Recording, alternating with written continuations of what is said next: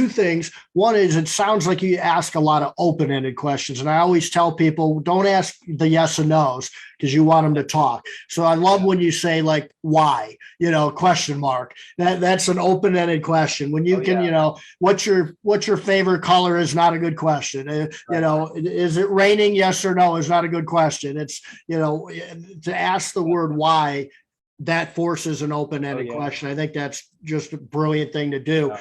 Tell me more about the interview, though. What do you guys do? Group interviews, or do you do? How's the in person to person, face to face interview go? Yeah, we bring them in for the in-person interview, and I have two different sets of interview questions that I use.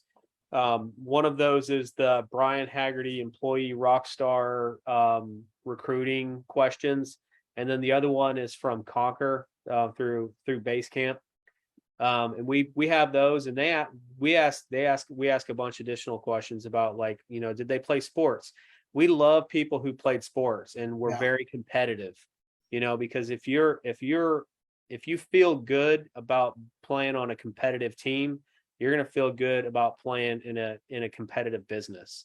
And so I'm always looking for their reaction when we start talking about sports. And if they start smiling, then I know, I'm drawn to guys like that were definitely played a lot of sports. But they have so many great questions inside those. I mean, because a lot of times people go in for an interview like, I don't know what to ask. Yeah. Don't reinvent the wheel. Print out the sheet, the questions, and just start going through and ask them questions and let them talk. The more they talk, the better. Yeah. Because that's when things will start to come out, whether or not this person's going to be a good fit, or, how long they would stay. And if they're, you want it to be a good fit for their sake and for yours. I don't want to put somebody up on a ladder who's terrified of heights, Right. But yeah, I mean, that's the thing. We've kind of changed our mindset during the interview, and Andy over in Minneapolis really is the one that came up with it. And we moved from one-on-one interviews to group interviews. Okay. And and it's a bigger office out there. I mean, they've got 15 techs, so it's a big location there.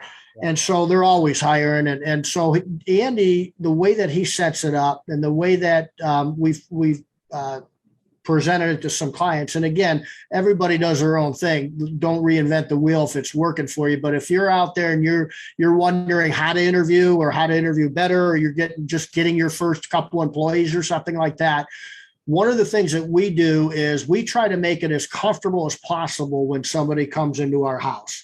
And that's kind of how we look at it. We look at it in the same mindset as we do as that marketing or sales. You've got the marketing and sales spectrum.